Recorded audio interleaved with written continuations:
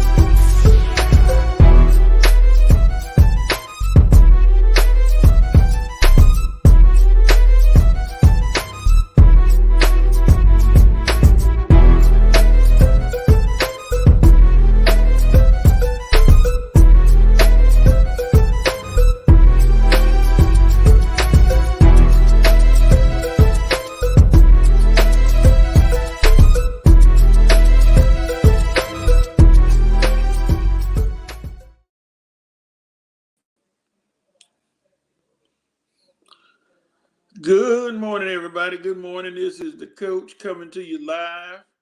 I'm coming in for Red today because unfortunately our brother has to attend a funeral today, and we want to wish him the best, praying for him. What we got today? Well, Super Bowl was last weekend. If your team won, good. If your team didn't win, oh well.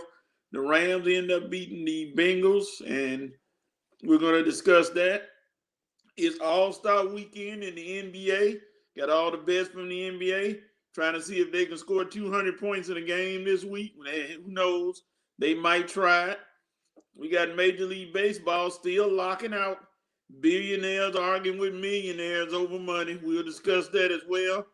Plus, we got a whole lot of sports going on this weekend and everywhere. So sit back, fine tune your sensory apparatus, and get ready because the Red and Rev Sports Show is coming at you.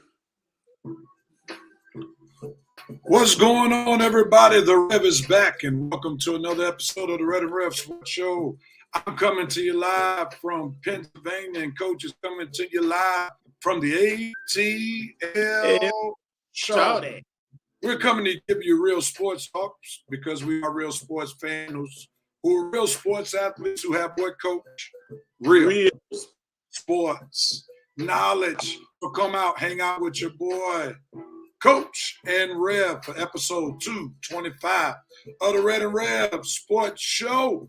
And as is our numbers custom, we're going to turn back to Coach to give us something or someone dealing with 225. Cross your fingers, hopefully you are alive when he brings to you 225. What you got for us, Coach? The old jokes never stop, I see. It's okay. We're looking at a guy who he's number 25 in the NFL, two-time Defensive Player of the Year. He was considered a serious ball hawk. He's still playing, but he's not playing in a major role. He started with Seattle in the infamous Legion of Boom, and now he's moved on to San Francisco, where he's a part of the team, but not really a big part of the team. Number 25, you all know him, the mouth that roars, Richard Sherman. Richard Sherman, number 25. All right, Richard Sherman. Didn't he play for the Washington football team a little bit this year? I think he's been mostly with the 49ers. I don't know. He might have snuck in there for a hot minute. No, he went somewhere else. He went somewhere else since the 49ers. So I think he played for he played for another team. I will look it up right quick. But thank you for giving us somebody who was.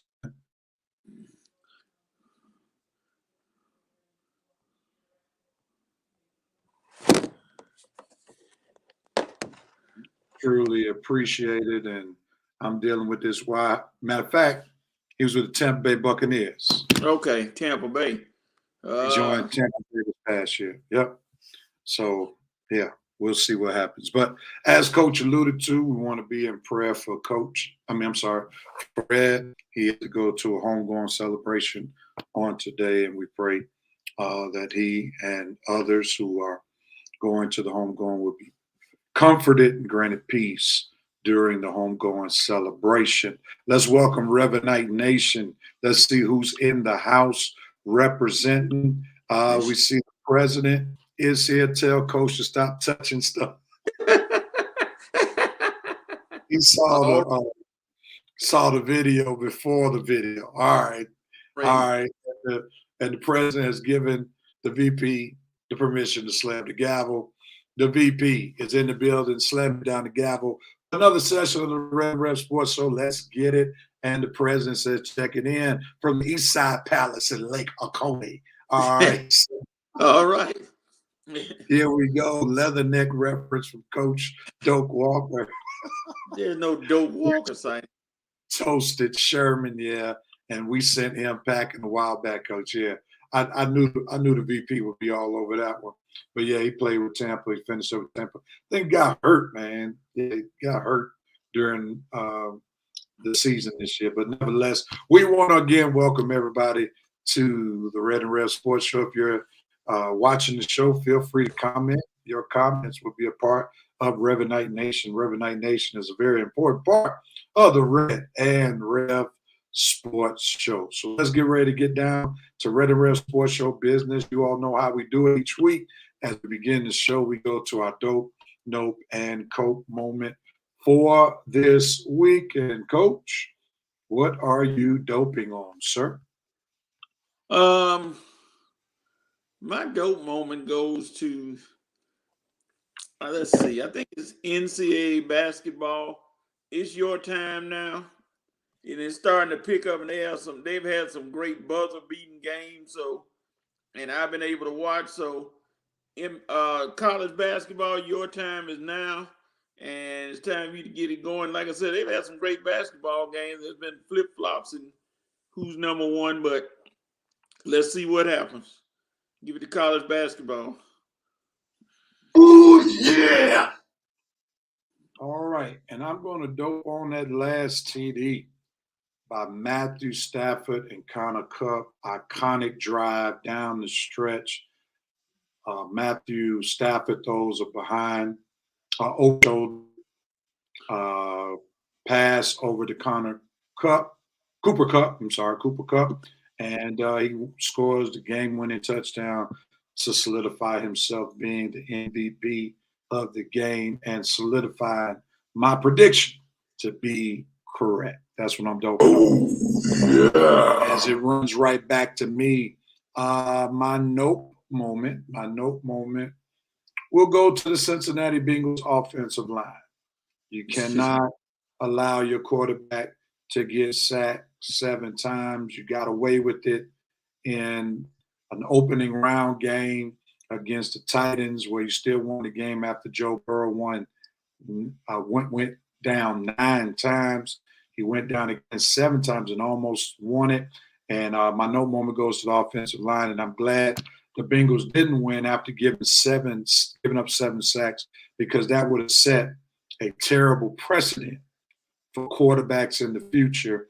If you can build a team around a quarterback whose line does not block for him and they still win the Super Bowl. So my no moment goes to the Cincinnati Bengals offensive line. Go! Coach, what are you noping on? My no moment goes to assistant Georgia basketball assistant coach Wade Mason, who had an altercation during halftime of a game against LSU, and it just showing that program is in bad shape because he had an incident with a director of player personnel. So, and there's so many reports about to come out. So my no moment goes to Wade Mason and the Georgia basketball program. All righty.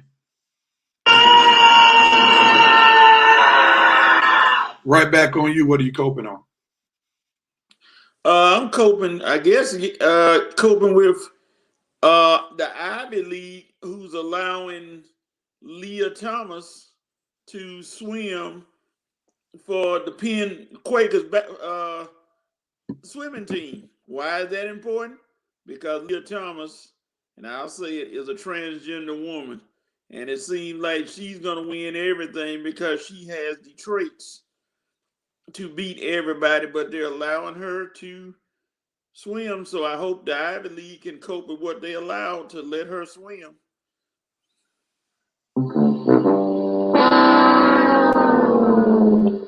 I am coping on the fact that it took one quarterback, just one playoff run, to match the playoff victories of Matt Ryan in Atlanta. After year 14, Matt Ryan only had 4 playoff wins. Matthew Stafford came into this season with 0 playoff wins. Not only did he match the playoff win total, he also has a Super Bowl trophy, and folk in Atlanta still got the nerve to still talk about Matt Ryan being the franchise quarterback. So that's what I'm coping on. It makes absolutely no sense that you have a franchise quarterback after 14 years, and it just takes one playoff run for one quarterback to match the playoff total of somebody who's been in the league 14 times. Let me stop because I'm feeling a little reddish right now. Yeah, that's what I'm. Unbelievable, man. It's just unimaginable how you still got Atlanta Falcons fan vouching for a guy who was playoff game hawked in one playoff run. One. Matthew Stafford matched Matt Ryan in one playoff run. Unbelievable. I'll pause right there. Let's see what the Revenite Nation doping on real quickly. Let's see. Good morning to you, Armani. Hope all is well, brother. Thomas, the president, is doping on. It's NASCAR weekend. Daytona 500 is on Sunday in Floyd. Mayweather will debut his race team. I did hear about that. Money Mayweather stretching his money to NASCAR. I know Vincent is happy about this. Debo getting well-deserved dollars. 4 years, $79 million. Almost. Yeah, he earned that contract. Hopefully he don't get hurt because that, he's had success, but also injury that's been a part of his career. But hopefully Debo will do what he's been signed to do. He definitely helped me in fantasy this past year. I lost though in both of my leagues in the championship, but that's another story for another day. Anyway, Vincent Woodruff coping on Chris Lamons, Alvin Kamara, and others for being involved in the lane display of beating up on a guy during the Pro Bowl weekend. Yeah, that was terrible. And that was crazy how Alvin Kamara got locked up right after the game. And then to make matters worse, the following week, Adrian Peterson and his wife getting a scuffle on the plane, and they got to return the plane back to the gate. It's crazy, man. Crazy. The president is noping on Anthony Davis getting hurt. Mary J. Blige feelings. Even Greg Oden's going, bruh. you know that's bad. VP is coping on Michelle Tafoya. She and others like her in powerful positions within the media continue to show their true colors, not giving a watch your mouth about Black people and the Black athletes that she's covered over the career. Good riddance to you, but unfortunately you're now on Fox News. Typical. Yup, sounds about right. I thought he was going to say sounds about white, but I guess she got a little Hispanic in her or whatever. Brother Holcomb, the president says, Cope, the only franchise Stant Ryan is good for owning Chick-fil-A. Please let me know what Chick-fil-A he owns, and I will stay away from it. All right? I will definitely stay away from it. Yeah. I'm just like you got to keep me on my toes, VP. I got to keep you on your toes, brother. Yeah, there you go. That's your classic statement right there. All right, Night Nation, thank y'all for helping us out. Anybody else watching, feel free to tune in and also to post your comments, whatever comments that you have. We're going to do 5 for 5 in a different way today. It's going to be Super Bowl recap, 5 for 5. And also we're going to combine the 5 for 5 and we're going to call it fair or foul. So we'll identify if something was fair or foul pertaining to the Super Bowl. So that's what it's all about right here. And let me get the instrumental before the VP gets me. There it is. I got 5 on it. Brother Jerome Case, good morning to you. You just missed my classic rant. I know you would have had to say something about what I just said. I'll let you watch the replay. All right. All right, Coach. It's just you and I. So let's do it. As we do a little Super Bowl recap for 5 for 5, but we also going to bring fair or foul into the equation. Here it is, Coach. And hope I spelled his name right. Fair or foul, Coach? Cooper Kupp being Super Bowl MVP. I go fair. He had a big influence down the stretch in the game, and Eli Apple, who talked a lot, couldn't do anything with him, even though you knew. And I don't fault him totally. I fault Cincinnati for not double teaming him, because who else was he gonna throw the ball to? He had no Richard Woods. He had no old Dirty B. He had nobody out there to throw the ball to. So who else was gonna get the ball other than Cooper Kupp? And they didn't do anything to stop it. Kupp caught all his passes thrown to him, including the game winner. So yeah, he deserved the MVP. No doubt about it, especially what he did in crunch time. You know, all those receptions when they knew that's really the only place that Matthew Stafford could go get the ball.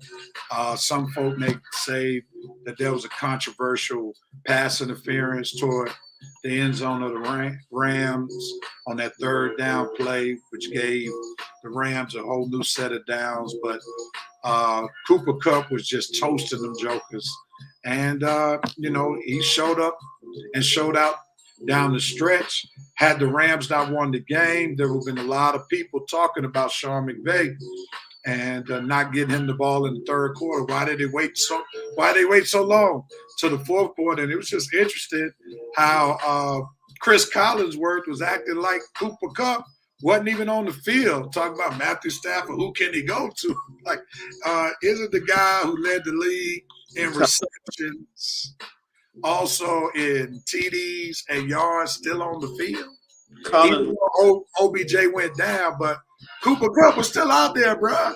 So, I don't know what was going on, but definitely for me, him winning the MVP was fair. Let's see what Reverend Knight Nation got to say. The VP says fair. We all know who Stafford is. He kept Stafford propped up all season long.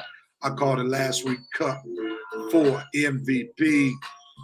Wide receiver King Cooper deserved the MVP, Brother Case. It was the case that the Cup did. You were paying attention in church, that's for sure, Mr. President.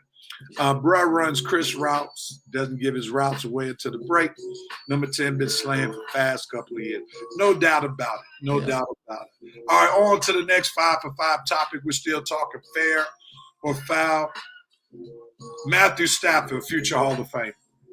Fair or foul? Matthew Stafford. Well, I guess I'll say fair with a slight edge, maybe. I mean, he's been a stat machine. Of course, he throws for 8,000 yards every year, but can't ever win with the Detroit Lions. He couldn't win with them. They chased off every big-time player they ever had. So I'm going to say that Super Bowl win probably snuck him into the Hall of Fame by a little edge. Won't be a first ballot, probably second, third, fourth ballot Hall of Fame. He got the number, so I'll say yes. I'll say fair. Man, I'm going to go foul. I think he needs one more season of postseason success. He does have the Super Bowl championship, but then Trent Dilfer also has one as well. The stats are like video game stats down to this passing league. I think one thing that actually Matt Ryan has over Stafford is the fact that he has some type of hardware, some individual hardware. He got an MVP. Stafford doesn't have anything of that nature. And I think if he has another run like this, stack up some more playoff wins and definitely another Super Bowl, he's a lock. But right now, I think he's in the Hall of Good, very good. But I'm not going to give him Hall of Fame status yet. All right, let's see what Reverend Knight Nation is saying. Slow to roll on that. He's got a little bit more. I have to agree with you, Mr. President. Hello, Kelly Kale. Glad to have you. The VP say foul. He'll get in, though, eventually. Unfortunately, career record 98-101. Stafford is our generation's damn Stat Marino. The Super Bowl will get him in. Okay. Vincent Woodruff, 364 touchdowns, 178 INTs. He'll need another ring to be at Eli's level. Eli. Not Eli. Those 2 Super Bowls get Eli in. Yeah. And he beat Tom Brady twice. 2-0 against Tom Brady. That's a great analogy, Mr. VP. You will own it as we play. I got 5 on it. All right. Next topic, 5 for 5. Who we got, Coach? Here it is. Aaron Donald should retire. Fair or foul? Foul. He still has time. He's just 30 years old. He still got plenty of game left. What he's gonna retire for? He think he need to go on and keep playing and keep adding to his resume. People are already trying to put him up there as the greatest defensive player of all time. I won't, not yet. If he can add more to it, maybe, but he's not LT level yet. He's up there now. He disrupts. He's been balling since he's been in the NFL, but no, keep playing, son. You're just 30 years old. Keep playing. I'm going to say foul, too. Obviously, he has way more left in the tank. I think he may be one of those situations where he's contemplating it because you always want to end on top, and he's definitely in prime position to end on top. But I think he actually has about 3 more Pro Bowl years in him, and if the Rams can somehow keep that all-star team around him, then it definitely makes sense to keep him around. But they may not be able to keep the Von Millers of the world around, the Jalen Ramseys around long term, because eventually they're going to have to pay Matt Stafford if he plays a few more years, because he was on the low for NFL quarterback only in the 20 million range. And then you got to pay you may have to pay Cooper Kupp a little bit more. Then if you re-sign OBJ, then you re-sign Von Miller. So he may be looking at the tea leaves and saying, you know what? The ceiling is the roof, and we've already hit the roof. It may be my time to go out on top so I can stay chiseled and fresh. Because it was interesting how he wanted to show off his body at the parade. Oh, yeah. Come on, man. Put a shirt on, dog. Put a shirt on. All right, let's see real quickly. The VP said, foul, you have tons left in the tank, bro. He was just getting emotional when that went out there. The NFL did him a solid when they helped stack the team with Von Miller. Did the NFL do that, or did the Rams general manager did that? He just traded all them draft picks. Said, "Look, man, I ain't waiting on the future. I'm trying to win now." Yeah. So here it is. By the way, Aaron Donald was offsides on that last play to sack Joe Cool B-side. Okay. Yeah. Did you see that, Coach? His helmet was kind of far out there. So if you're gonna go by the way, why don't you go by the way on what's the wide out that snatched Jalen Ramsey's face mask off when he caught that touchdown? Why are we doing by the way?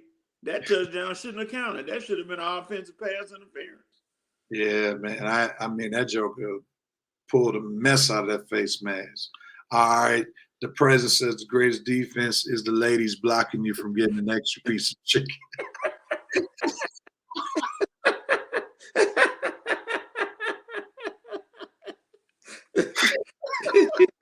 After first Sunday service of the first year. That's what we should have to church. Reference right there, boy. The president is out of control, man. Let's stop him. Aaron Donald was the best AD in LA sports. Oh, Lord. That's hands down, baby. Aaron Donald, 98 sacks, 285 solo tackles, 23 forced fumbles. NFL needed LA to win this year, not a conspiracy theorist. Oh, come on. Oh, VP, your team had a chance to knock them out, and they came up short, VP. Jimmy. Come on now. You all got a better fan base than the Rams, so it would have been more influential for the 49ers to avoid a bit in the Super Bowl. Come on, VP. Stop it, man. Take that L like a man. Take that L like a man. Yeah. 86 mauled Ramsey on that play. Rest were blind as Stevie Wonder. Yeah, the only thing was that the way it took place, the sideline judge could not really see it. So it had to been called from the judge that's on the field in the secondary. Yeah, indeed, that was a horrible play. A new show segment called By the Way. Hey, that makes some sense. You might be on to something. Bro, Jerome, we have to take that in consideration. Correction on my stats was Stafford, 86, 95, and 1, 323 TD, 161 IT. Now, here's the one thing Stafford will get in his favor. If anybody watches football, we know that he played the majority of his career with arguably the worst franchise in NFL history. That's gonna go in his favor. What other team had their 2 best players in franchise history retire in their prime? Barry Sanders still had a lot in the tank. Retired in his prime. prime. Calvin Johnson had a lot in his tank. Retired in his prime. That shows the ineptness of that organization, and Matthew Stafford helped himself out a great deal by leaving the Lions, going right into the Rams, and coming home with a Super Bowl. That skyrocketed his Hall of Fame future big time, because folk will not look at his record as much since he had immediate success with the Rams. They'll look at the terrible run franchise that the Detroit Lions is in. Yeah, take that L like a man, Mr. VP. Come on. Well, Rev. Well, shit, what's the name? Be our note for the note. Jared Goff, who had to leave that LA team and go to Detroit and try to win. And try to win, man. Yeah, man. Yeah, that's crazy. The VP said, the president said Stevie Wonder was sorry. A lot was invested in LA past couple of years. Yeah, SoFi Stadium is off the chain, no doubt about it. Detroit management is golful. They ruined the careers of Barry Sanders and Megatron, sure enough. All right, let's get to this next 5 for 5. We are is number 4 now. Let's do it. Here we go. OBJ should remain around. Fair or foul, Coach? That's easily fair. If he wants to have a success, because one thing about Matthew Stafford, he did OBJ was on his way to being the MVP of the Super Bowl because he got targeted right off the rip. So if he wants to have success, plus he got $1 million extra for his incentive. So if he wants to win and have fun and be profitable, he better stay around. Better not try to go anywhere else. I completely agree with you that that's fair. Just to see the resurrection that took place in one season, in half of a season, because he was in football wide receiver purgatory in Cleveland. He was starting to be the butt of a lot of jokes. Many folk thought he was washed up. Then he goes to LA. He had a rough couple of weeks, but then found his stride. Was classic OBJ. All he has to do, take a pay cut. Maybe that injury actually helped out the Rams, because now he may not be able to ask for as much, and they put him back on the map. So the Rams might be able to get him at a player-friendly deal or franchise-friendly deal. So I think all of the tea leaves read that he's going to be a Ram. You know, everything's set in stone for him. Injury, so the Rams will probably give him a decent contract. And because the Rams put him back on the map, they'll probably he'll show some love to them by signing a team-friendly deal. All right, here we go. Let's see. Jared Goff is on watch kid. That's a church. Vincent Woodruff, OBJ needs to be in that type of limelight. LA is made for a personality and talent like him. Fair. All right. OBJ better stay, because Cup will free him up for a QB that wants to get him the ball. Yeah, that's a good point. He might want to stay. He doesn't want to be the Ram.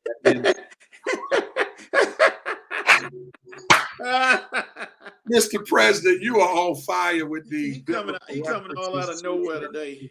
Oh, you are on fire, Mr. President. Oh, my God. OBJ ain't leaving. The sun, lights, and Showtime of LA movies are next.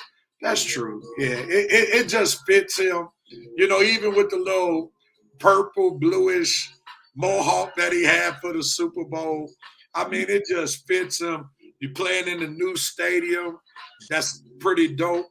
And then really the Rams need him, because he's the type of guy with his flair and personality that could get more people to become a Rams fan, because you got to have flash in LA in order to get the fan base. You know, Matthew Stafford doesn't have that flair, that swag. He's a solid player. You know, Aaron Donald got a little swag, but not too many defensive linemen going to be able to command the crowd. So OBJ is that guy. And you were right, Coach. OBJ would have definitely been the MVP the way that was going, because with them keying so much on Cooper Kupp, I don't know why I want to keep calling him Connor. Cooper. All right, Cooper.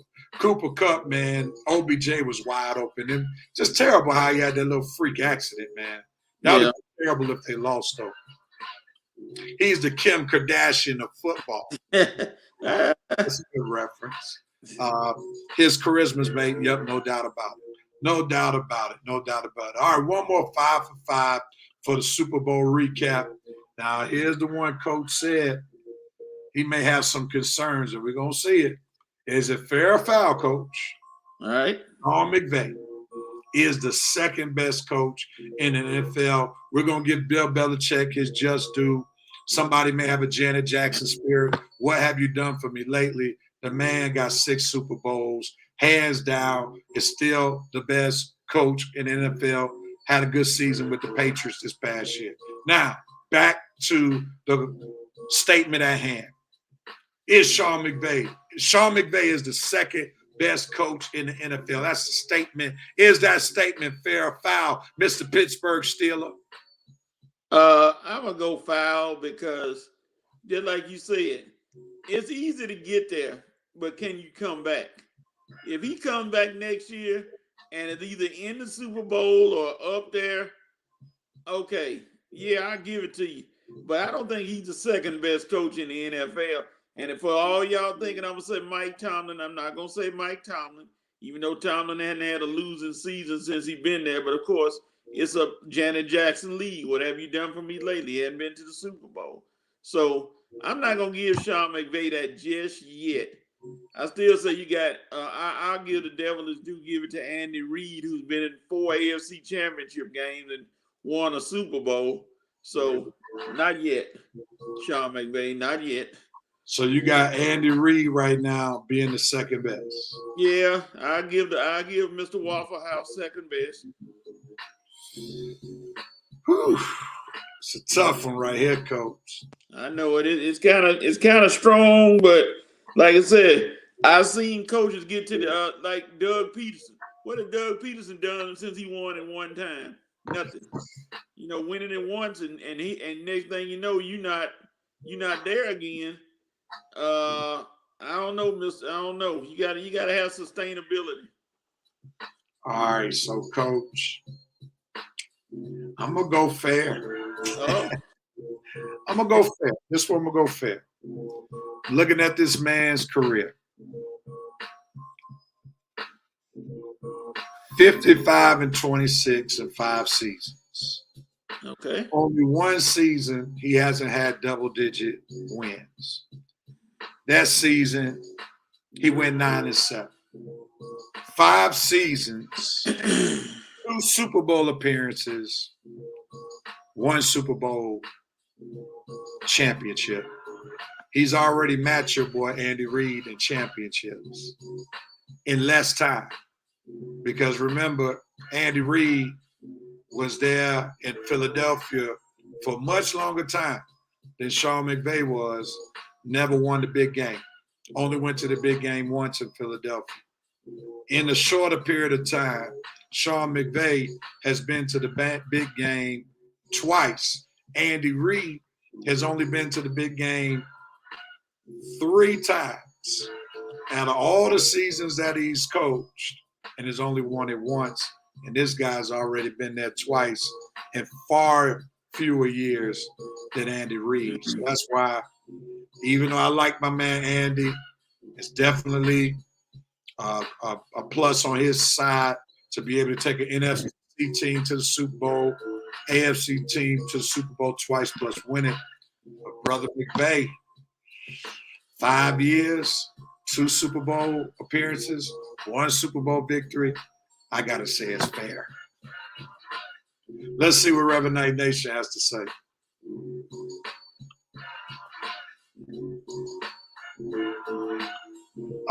Woodger said sustainability. He's not better than Vrabel or Tomlin. Vrabel's never been to the big game. This man's been to the big game twice, Mr. VP.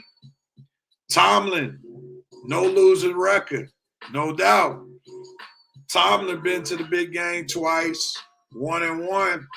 This dude has done it in 5 years on the same trajectory as Tomlin, where Tomlin has no losing record. My man right here, no losing record either. Got to think about that. Foul, I'm not sure he is. Okay, everybody moving towards coach's side. Sean has time to earn it, but let's not give him the keys to the kingdom because he's young. And yeah, the tight shirts. You got to look at the tight shirts, yeah. Foul. It's too early to crown him. Man, got 5 seasons, 2 Super Bowl appearances, 1 championship. He's matched Tomlin in championships. There is. He's matched Andy Reid in championships in less years. Vrabel doesn't have a championship. Come on now. I don't know. Okay, so everybody gonna side with coach. So we'll go with that. I didn't know. I didn't want him to go to the Super Bowl twice. I missed that. Yeah, he lost to the Patriots. Sure did. Lost to the Patriots. Isn't that one of the lowest Super Bowl scoring games in recent memory? That's for sure. Let's see what else we got before we move on. Good morning. Good brother. Glad to have you, Brother Rosser. And Armani, when you talk scheme and pure coaching, yes, he is second best. All right, Armani. All right. We got a quick show today. That already takes us, brethren, to halftime of the Red and Red Sports Show. Golf put 3 points in that lame Super Bowl appearance. No doubt about it. No doubt about it. All right, we're coming right back, everybody. If this thing will start. Here we go. It's halftime of the Red and Red Sports Show. Hopefully y'all have enjoyed the Super Bowl recap. Don't know, coach. We got NBA All-Star Weekend. Also, we got some NBA mid-season awards. We're coming right back. Halftime of the Red and Red Sports Show. We'll be right back. See you soon.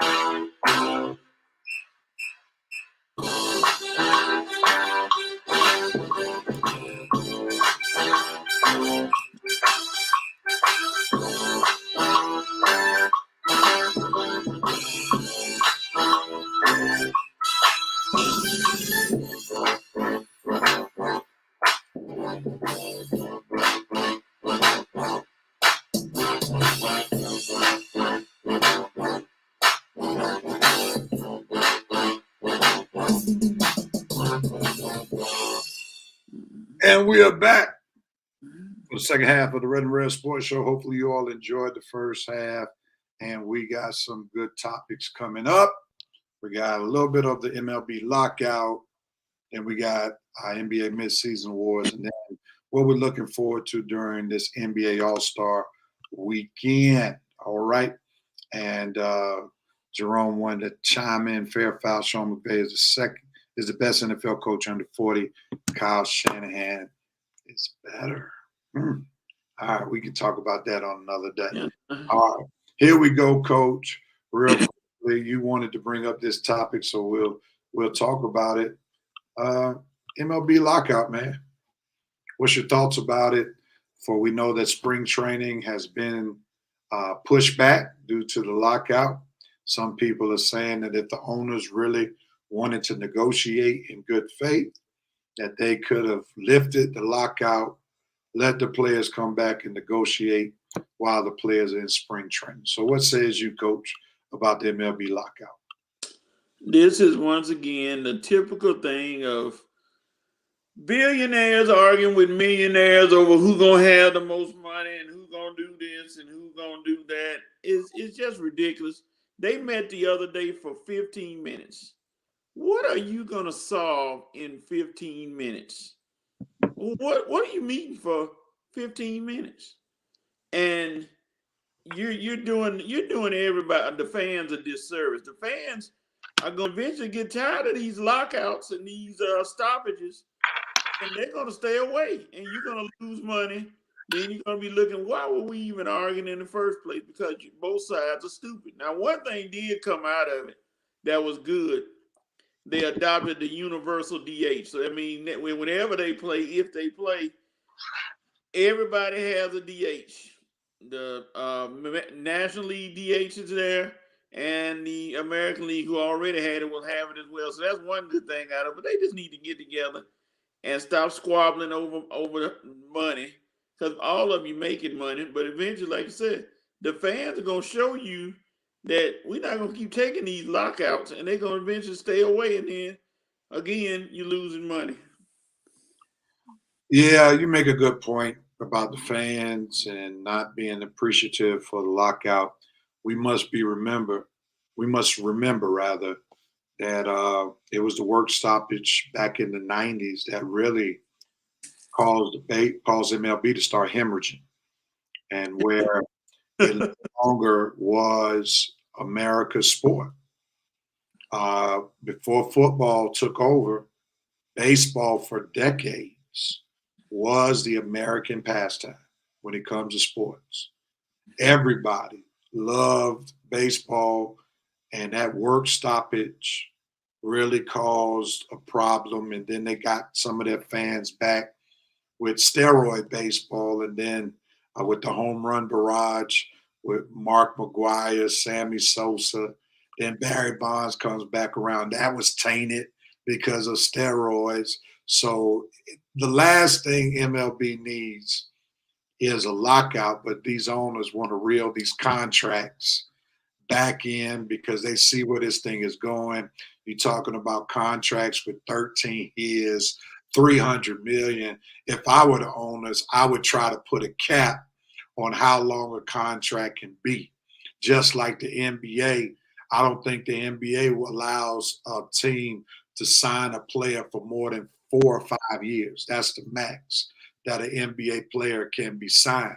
So I think the MLB, I don't know if they're ever going to get success on that salary cap that they would love to have. The players ain't having that. But they might want to go with how many years a contract can be signed, because if I'm an MLB owner, I'm not comfortable signing anybody to a 10-year guaranteed contract. DeSoto, where I was reading this past week for the Washington Nationals, turned down a 13-year, $300 million contract because he said he wants to basically engage in free agency when that's his time. But MLB better find a way to start this season on time. They had a pretty good postseason these past 2 seasons. Yep. They're doing okay, especially in a COVID environment. They need to put a product on the field, and that product better be on the field by the time basketball season is over. They can get away. Not a lot of people paying attention to MLB right now. But as basketball is starting to decline, baseball better be in full operation, because they cannot afford to lose the fans that they have gained back. Plus, I want to, see either by way of TV or in the stadium, the Atlanta Braves put up that World Series pennant. You know what I'm saying? I'm still a Braves fan, even though I moved to Pennsylvania. And Brother Jerome Case, I am fully emotionally invested in the Atlanta Braves. as opposed to the Atlanta Falcons. I'm an emotionless Atlanta Falcons fan. Just thought I'd share that for VP said the last lockout crushed America's former pastime. Football takeover, lockout, the longer it goes, will continue to push us further away. No doubt about it. Good point. Don't forget the juice ball there. Good point. Good point, Mr. Case. You on the case at some point. Yeah. Good point. The juice ball era where those balls were just flying out here. So there's been a lot that baseball has done that's tainted the product. So they don't need to taint the product even more by locking out. All right, that's enough baseball since they're not giving us anything else to talk about but a lockout. All right, Coach. Let me do this just for the sake of the VP.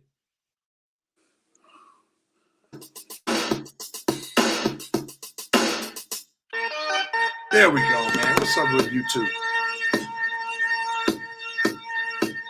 We're talking basketball. And with our basketball talk, we're going mid-season NBA awards. Mid-season. NBA awards. Help us out, Revenite Nation. Help us out, Revenite Nation. There you go, Mr. VP. I had to come correct if we're going to talk basketball. I know you're waiting to say cue Curtis blow up. All right, Coach. All mid-season NBA awards, eyes on you.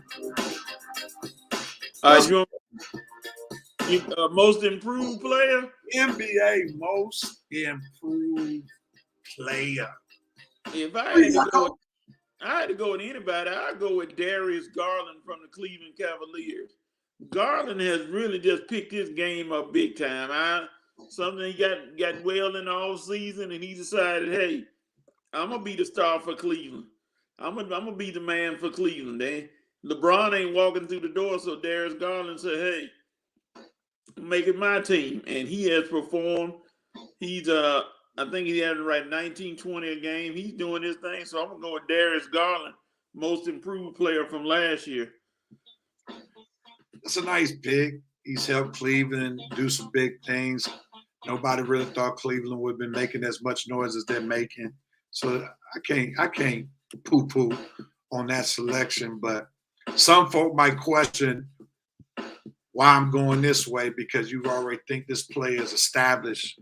But when you look at the numbers, this man has literally improved his game.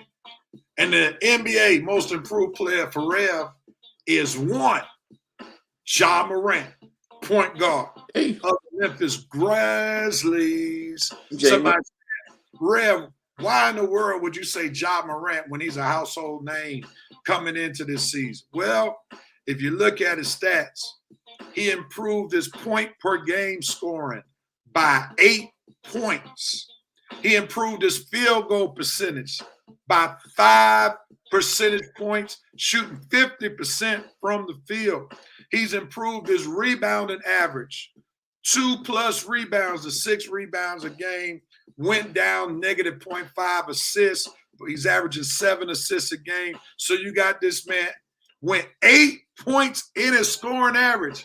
That sounds like some major improvement in one's game. That's why even though Ja Morant did his thing last year in the playoffs, sent Steph Curry and the Golden State Warriors home, this man, to me, is the most improved player, especially when you step up your offensive production. 8 points. Coach, can you argue with that?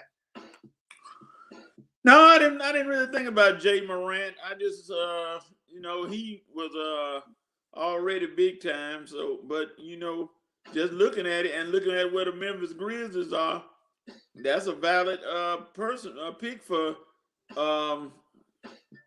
most improved because he's improved. The Grizzlies have improved, and the Grizzlies going into the playoffs, which they will make, will be considered probably the most dangerous team that nobody wants to face in the playoffs. Yeah, because John Morant is so explosive, and I saw that coming when I used to play with John Morant. You remember when I used to play with him in NBA 2K, and Yeah. he's doing now what he was doing in that game when I played with him. Oh yeah, he's balling big Yeah, time. hey, coach, you had a preview of Morant with me with NBA 2K. Who else did you have a preview with? Probably Jonathan Kuminga. Yes, sir. You before the season started, you saw it with me playing NBA 2K. Jonathan Kuminga has won me 4 NBA 2K21 championships. I saw this beast coming before he actually stepped foot in the NBA. He's my go-to man. I traded Trae Young to let Kuminga be the leader of my Hawks team on NBA 2K1. But that's another story for another day. Yeah. All right. Coach, who you got? NBA Sixth Man of the Year. This is too easy. If it's not him, I don't know who it's gonna be. Tyler Hero for Memphis. Oh my God, Hero averaging 20 points a game. Who would have thought Hero be averaging 20 points a game? But good God, he got Miami is at the top or in second place in the East, and it's all not all because you got Butler and those guys, but Tyler Hero coming off the bench averaging 20. Got to be your NBA Sixth Man of the Year without a doubt. Uh-oh.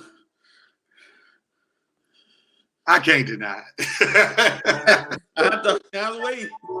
Did you ever know you're my hero? Yeah, man, you got to give it to Tyler Hero. Tyler Hero, man, that joker has been straight balling, helping the Miami Heat be one of the top teams in the NBA Eastern Conference. I believe they're number 1 right now. That man is just bringing straight fire from the bench. We ain't even heard anything about Jordan Clarkson this year. It's been all about Tyler Hero. That boy is lethal from the three-point line. Got a little bounce in him. Tyler Hero, no doubt. Sixth man of the year. Can't refute what Coach just said. Matter of fact, Coach said 20 points. Not only 20 points, as many threes as he shoots, shooting 43% from the field, 5 rebounds, 4 assists. This coming from a sixth man. Get that man the award right now. There's no need to have any other candidates. It's unanimous. He's the sixth man of the year. All right, let's move on, Coach, real quickly. NBA Coach of the Year. Who you got? Oh, I'm gonna give it narrowly, and it's a narrow vote over Monty Williams, barely. Billy Donovan in Chicago. Look at that. You gotta look at what Donovan has done with the Bulls. You got Spoelstra doing this thing. You got all those coaches, Monty Williams, Kerr. But who thought Billy Donovan would have Chicago up there fighting for a number 1 seed like they are?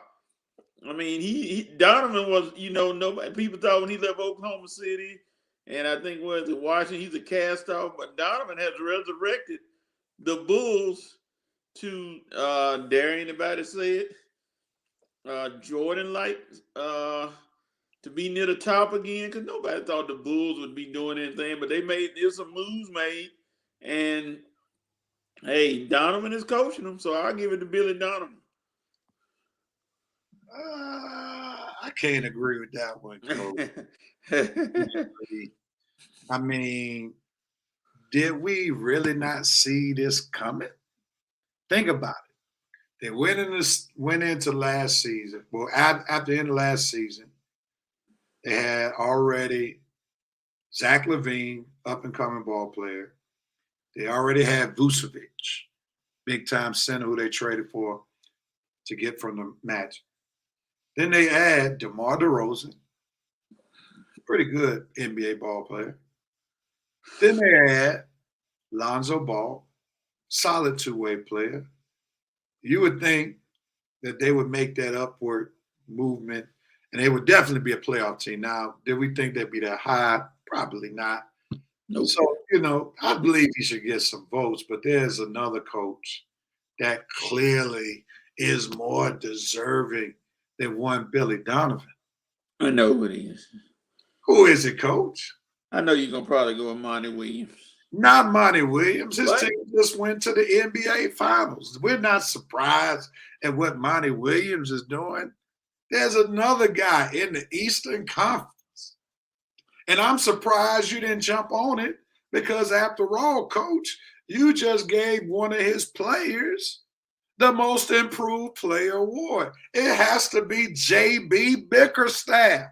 Not JB. Oh, With the this Cleveland. man got the Cleveland Cavaliers, who hadn't done anything since LeBron has left, 4th place in the conference, only 3 games behind your Bulls. Who saw this coming with Jarrett Allen, Darius Garland, and Armani's cousin hadn't even played this year, Colin Sexton. Nowhere to be found, but they still have elevated the game. Their team has still been elevated, or Bickerstaff team still been elevated. We got Darius Garland balling, Jarrett Allen balling. You got Mobley balling, and therefore you got to give this award to J.B.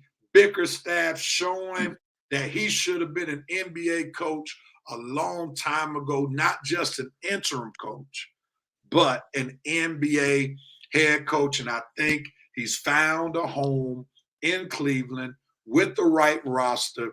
And even though I don't expect Cleveland to do a whole lot in the playoffs because they're young, but if they can keep that nucleus together, we may be seeing some great things down the road from the Cleveland Cavaliers. Coach, did I convince you to switch your pick?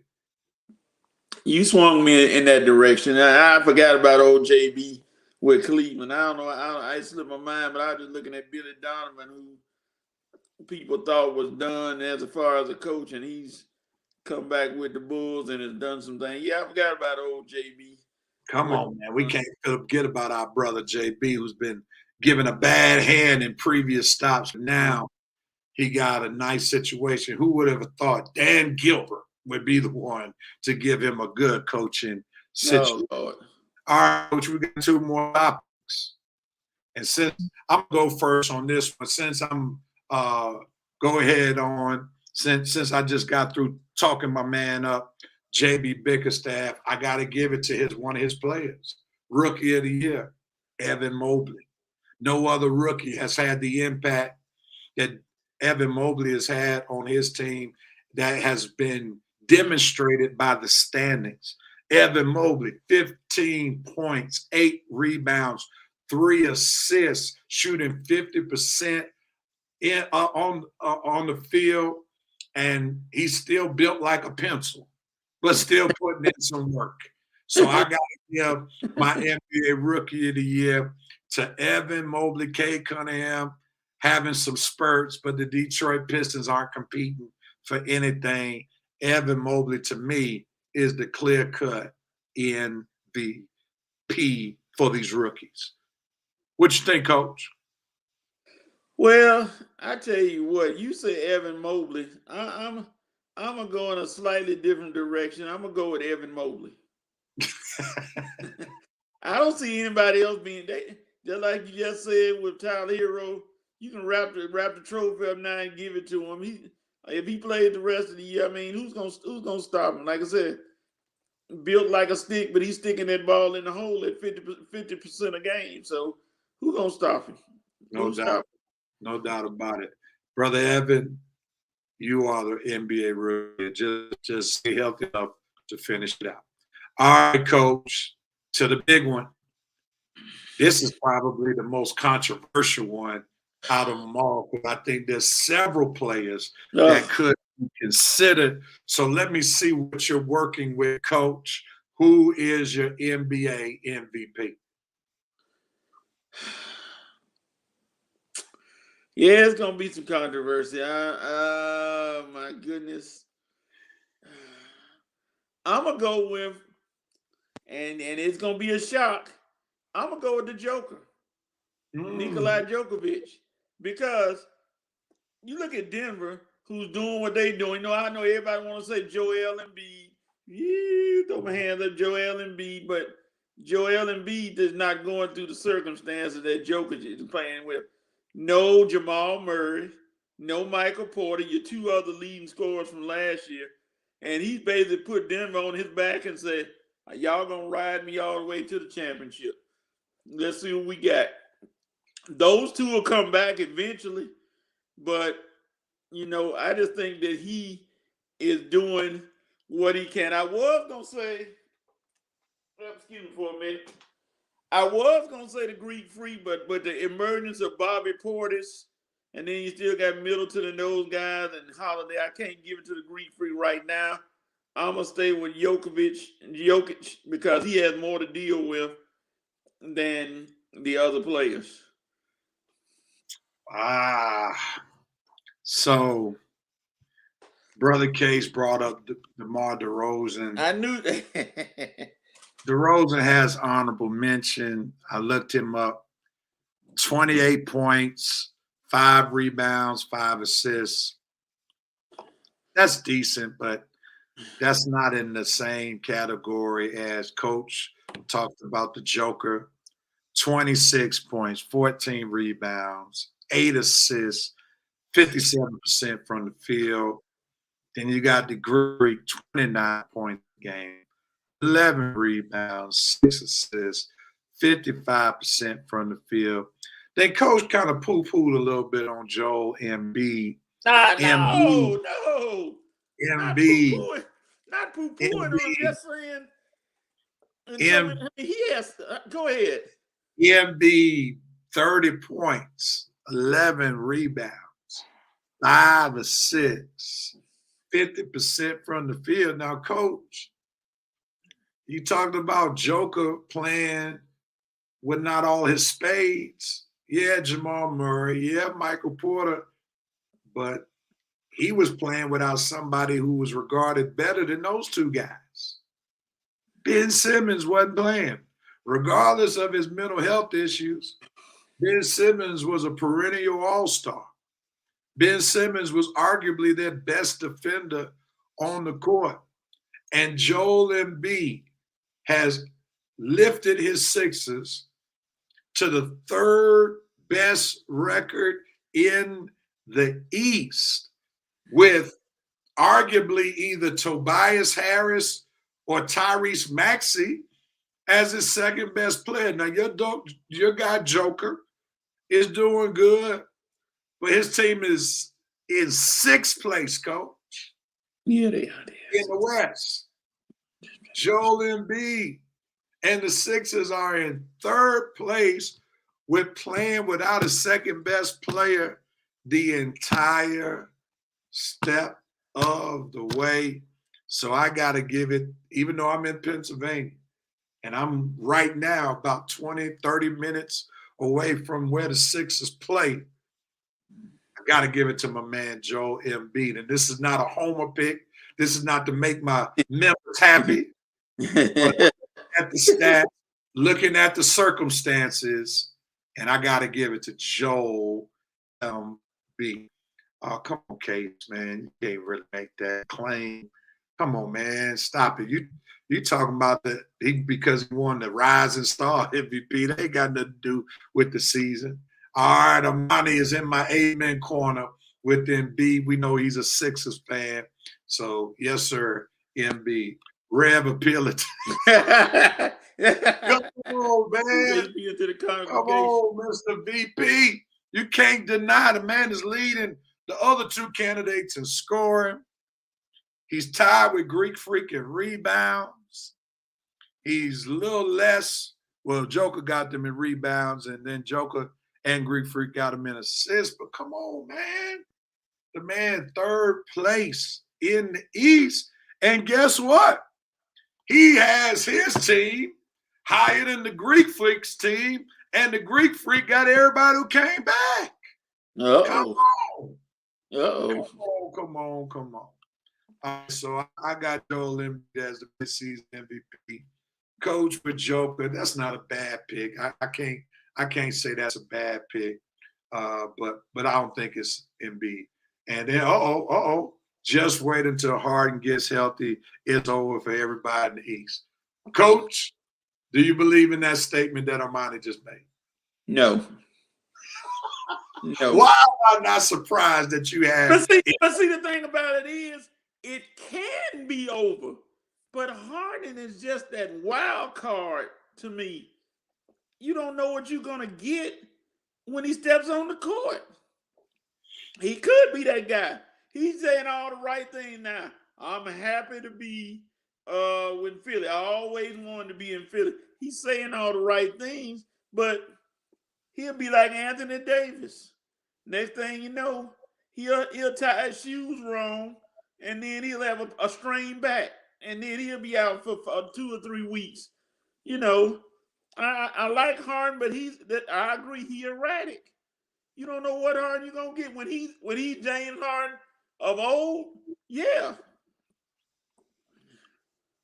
He just mad because Westbrook about to pull a John. Armani,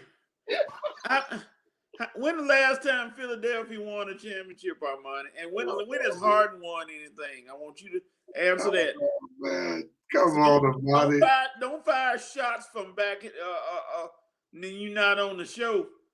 Tell me how many championships has Harden won? You too, Jerome Case. Tell me how many championships has Harden won. That's all I want to know. Tell me how many championships he's won. And when y'all tell me that, we'll move on. I gotta sign the same as Westbrook. Exactly. So you can't put Harden over Russell Westbrook because neither one of them have won a title. You can't put one over the other. Hey, ladies and gentlemen, I'm not Jawan. Yeah, that was pretty bad right there, our body. I'm gonna have to side with Coach. We don't know what Harden is gonna give him. Harden has no documented playoff proof that he's gonna show up and show out in the playoffs. We don't even know if he'll be healthy. So, I mean, I think Coach is legit in his showing his concerns with Harden. And here's the other concern. We know that at one point in time, Harden and Embiid beef with each other. So we don't even know if they will be able to get along.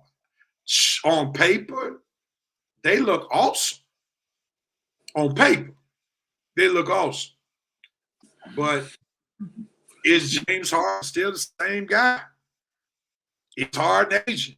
You know, those are questions we got to really ask. Is Harden's body starting to defeat him? You know, because he's not built in the best fashion. So there, as Coach says, uses the word, there's some concerns. When you start talking about James Harden, I would not say it's over. We need to see what their chemistry looks like because, you know, that's important. You know, Harden is a prolific scorer, but with the team that they had before the trade, they had guys where they know they were going to get their shots. Now, should they be a top or one of the top teams? Yes, they should be, because I like any team that has Tobias Harris as their third best scorer. I like any team that has Tyrese Maxey as their fourth best player, because that kid can play some basketball. So on paper, the Sixers should be fine. But in reality, we simply don't know what James Harden is going to give the Philadelphia 76ers.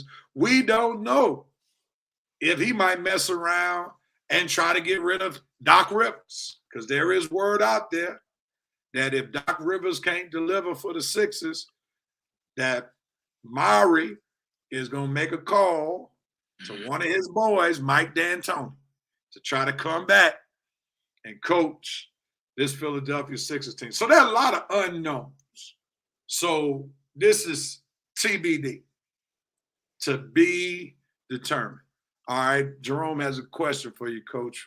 For your life, who would you want to take the last shot? Neither one of them. Westbrook or Harden? Neither one. All right, Coach. If you had to pick, come on now. Pick somebody now. Come on. Yeah, you can go with Harden right now because Westbrook is not that consistent from the perimeter. It depends on where the shot was. If he was driving, if he had the ball in his hand, I like Westbrook's athleticism take over. But if you had to shoot a perimeter shot, you'll go with Harden. Harden a better perimeter shooter. All right, I would definitely go with Harden, more consistent shooter. Westbrook's athleticism is failing him right now. It's not the super elite athleticism we were concerned, but that wasn't a question in dealing with the shot. Lord, please don't give us. I know that's right. I wouldn't want him either. That's like just having a video game.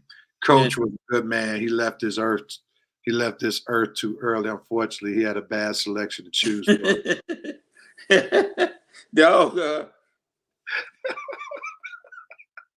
That's funny. How many layups has Westbrook missed this year? About 20. How many has Harden missed? Have you counted? Have you counted anybody else but Westbrook, Jerome? I just want to ask. Who stays on the floor more, Westbrook or Harden? Who gets injured the most? Since you're asking questions, who can't stay healthy? Harden came in looking like Thor on Avengers Endgame with that stomach early in the year. There's a comment for you, Coach. Westbrook struggling. Is Harden struggling? Ethan, is Harden struggling? Since we asking, is Harden struggling this year? Yes or no? Now I want you to be honest. Since you asked saying that, is Harden struggling? Let's since we going on that train now, we done dipped away. Oh man! All right.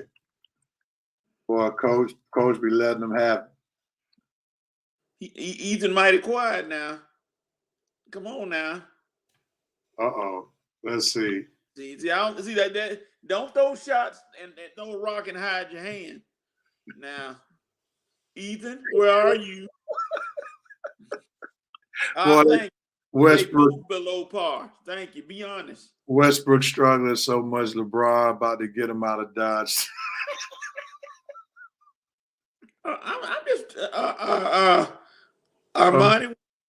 Whenever you come back on the show, stay tuned, Armani. That's all I got to say. Oh, sounds like an old playground. Yeah. That's messed up. They both below par. That's true. Right, there we go. All right, Coach. We're gonna move on, man, because you be here defending Westbrook for the next 40 minutes, man. Exactly. So y'all know Coach gonna defend his boy. So y'all already be prepared. All right, let's move on real quickly as we start moving toward the end of this show. NBA All-Star Weekend, Coach. Did you watch the game last night with the new format with the NBA Rising Stars? No, sir. I saw where certain teams had to play against each other. Whether the winners played each other. So they I didn't see it all. I didn't really give it a chance because that first game looked like what the Rising Stars game traditionally looks like. And that's just no defense, just trying to set up people for dunks and three-point shots and so on. But anyway, they broke the NBA Rising Stars, dealing with the sophomores and freshmen of the league. And then they also added the G League players. Oh, okay. I didn't see that. And they broke them into 4 different teams. And instead of playing an entire game, they had 2 teams play, then another 2 teams play, and then both of those games went up to 50. They did the little target score, so the target score was 50. Okay. So the winner of those two games would play in the championship game that would go to 25. Each team had 7 players on their team. And that's and that was in celebration of this being the 75th year of the NBA. So it was definitely creative how they went about doing this, trying to make it more competitive. I didn't watch it. I tried to watch, just wasn't impressed. Nevertheless, Cade Cunningham turned out to be the MVP. Right. So I like the fact that they try something different to try to make it more competitive. And it's obvious that the NBA wants to see more competitive play in the All-Star game. That's why they went to that target score in the NBA All-Star game as well a few years back. So it's clear that there's some talk in the higher-ups, with the higher-ups, like we need to get a better product out there instead of all this freestyling. Ain't nothing getting accomplished. All right, here it is. Coach sound like the deacon that called the Holy Ghost at the church, can go on with service because can't go on service because he won't stop singing. Sounds like the big three. Yeah, that's true. Coach is closing out a sermon, tuning up Westbrook. Hey, Westbrook better than Matt Ryan. Yeah. Oh boy, that's funny. That's funny. All right, so Coach, with that being said, you didn't see it. Are you looking forward to anything in particular for the NBA All-Star Weekend? I want to see if they can actually score 200 points in a game. Because I know they're just going to be shooting and firing them up and dunking and alley-ooping. I want to see if one team can score 200 points. See how close they get.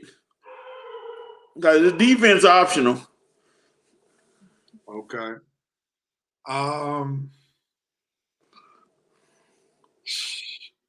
I'm not looking forward to the All-Star game. I was watching NBA TV this past week with my cousin who's a buff in Orlando, Florida.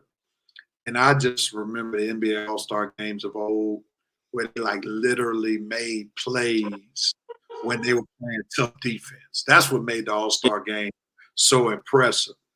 With that being said, I think the main event that I'm looking forward to is the three-point shootout. And I want to see if Trae Young will deliver, especially since he made the declaration that he would only compete unless he was an NBA All-Star. So now that you're an NBA All-Star, bro, Trae, you better step up and win this thing. Because I thought that was kind of selfish for him to say, if I'm not an NBA All-Star, then I won't compete in the three-point shootout. So I'm going to see if he shows up and shows out and wins that thing, because when you make declarations like that, then you need to come and see and do your thing, you know, since you had to put that stipulation on what you'll do or what you won't do unless you get picked. So we need to see what's going on. I want to see who shoot the deepest in the game. Yeah, he's building his brand, but still, man, build your brand by going regardless, win the three-point shootout, and that'll help build your brand. Because even if he didn't make the All-Star team, if he wins the three-point shootout because he's supposed to be a three-point specialist, that would have been good publicity for him. Yeah. So Coach wants to see, so you basically want to see them play no defense. I mean, they don't play defense at all anyway. That phantom defense they be throwing up. They say, I'm going to let you shoot. I'm going to put a hand in your face, you know, phantom hand. And if you make it, you make it. If you miss, you miss, you know. It's not a lot. I mean, that defense, like all All-Star games, have turned into just exhibitions. If you make it, like I said, you make it. If you miss, I'm going to get the rebound and go down there and throw up alley from half court or something like that. I just think I'm almost had to believe all the All-Star games do not even need to be played. They just need to announce the people who made it and keep it moving, and don't even play them. They're exhibitions, cute. Even hockey. What kind of hockey score is 17-6? Good Lord, come on, man. Yeah, it's all about entertainment. All right, we got two more things before we close this show, and I think there has not been one thing that needed to be done that should have been done probably a week and a half ago. So I'm going to do this thing real quickly. And Redrick has chimed in. What's up, Red? Red. Well, and condolences to the person who you went. Condolences to the family and to you, to the homegoing celebration that you went to. Yeah, man, we about to close this thing on out. Sell them tickets. Yeah, we about to close this thing on out real quickly. But I got to do something that has not been done. I've been watching the show, even though I haven't really been on the past 2 weeks because I've been traveling. And we gotta make sure we're doing all right, Red. We're doing all right. We got to make sure that we do things right on the Red and Rev Sports Show. So let me cue this music up.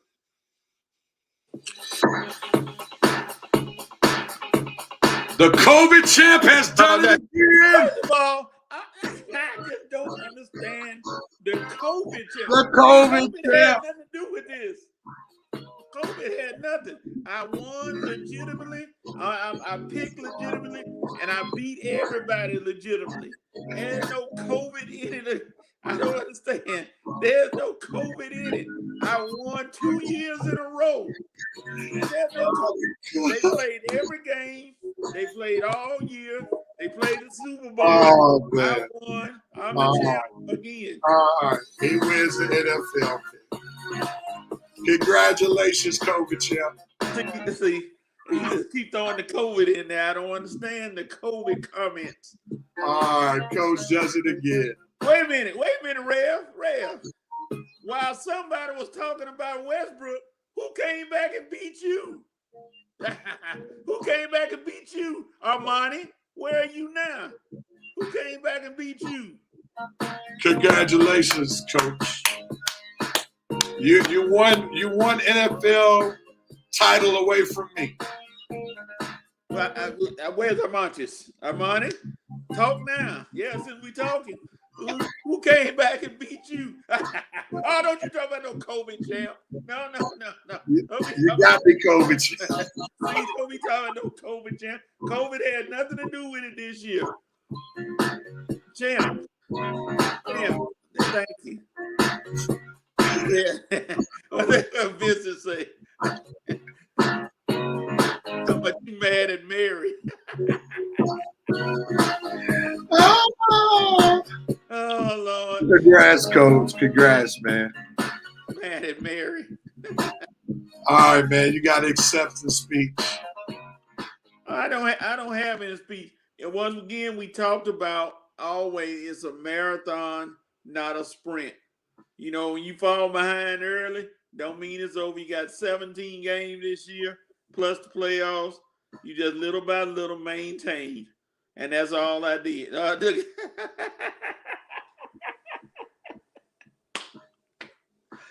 Oh, Lord.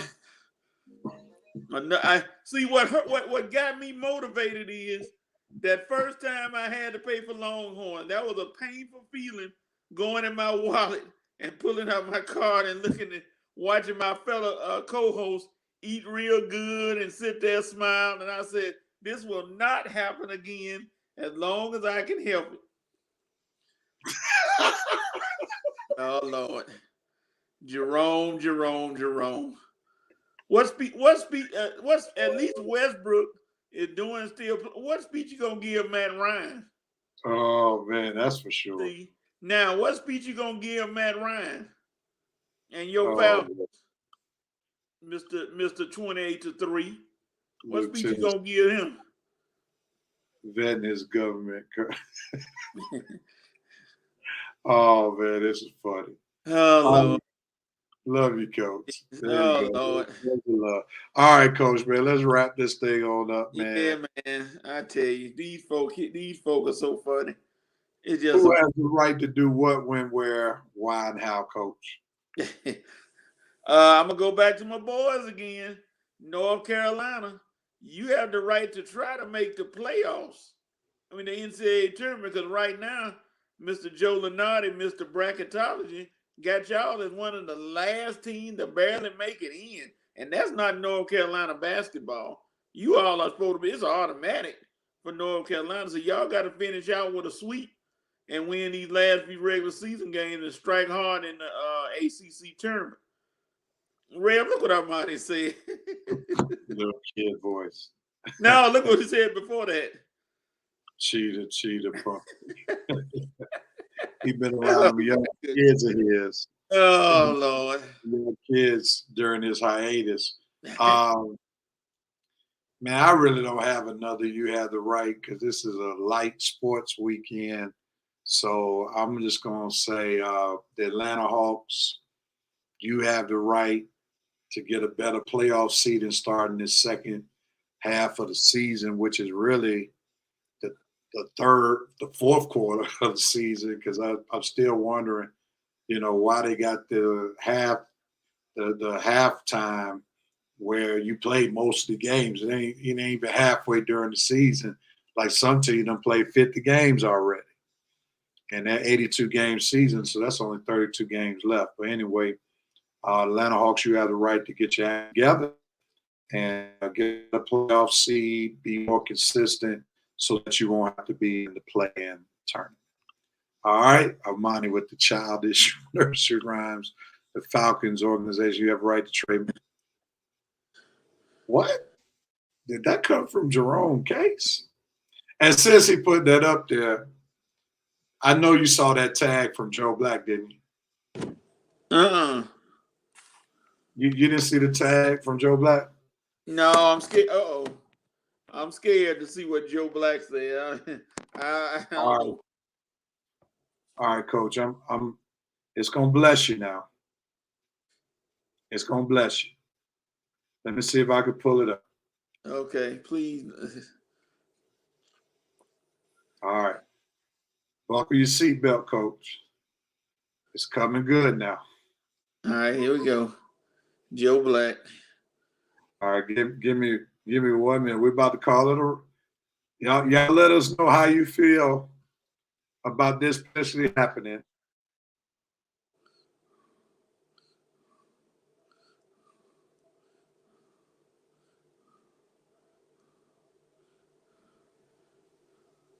To return Red.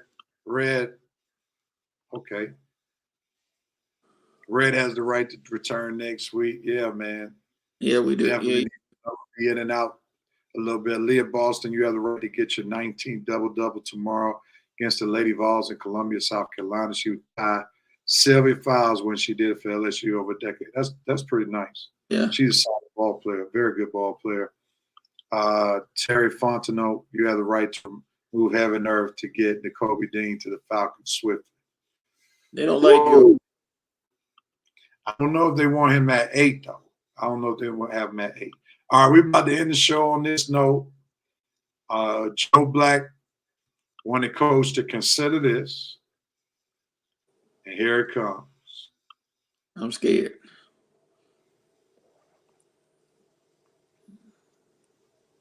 You ready, Coach? I'm ready. I'm scared, but I'm ready.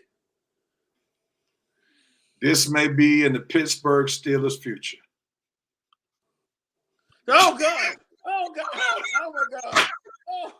Oh, no. Help us, Lord. Please. No. Please How don't many let people want to see that? Oh, my God. Come on, man. Let's start the Matt Ryan, the Pittsburgh campaign. Let's start it, baby. Oh, my gosh, no. Oh, my God. And they even got him in a number 2. No. Let's do it, baby. Let's do it. Let's start the Matt Ryan, the Pittsburgh camp. He looks excellent in one of his home states jersey. Oh, my He's God. from Downtown. Man, that looks good. Ugh. Red is on board. Red is on board. Oh, my gosh. Please. I'm down with it. That look at the colors match him well. He looks like he matches well with the bleachers. Man, that would be awesome.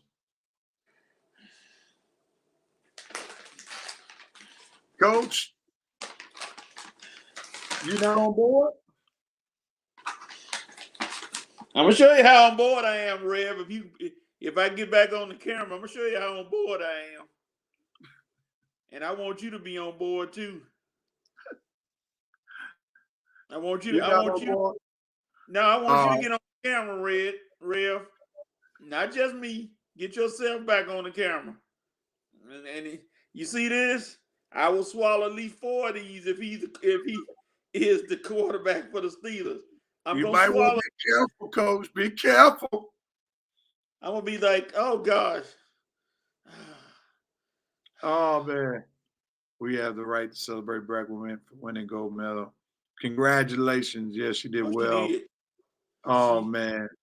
Amani's down with it. Amani's down. Those colors match the yellow belly QB names. Look good on him. That looks good on him, Coach. We can't deny it. Be ready to call poison. All right, man. Look here. I got to get ready to get out of here.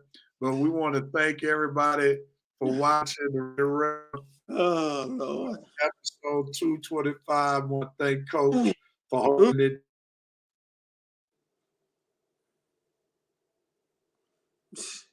Armani, he couldn't even win us a Tidy Bowl, much less a Super Bowl.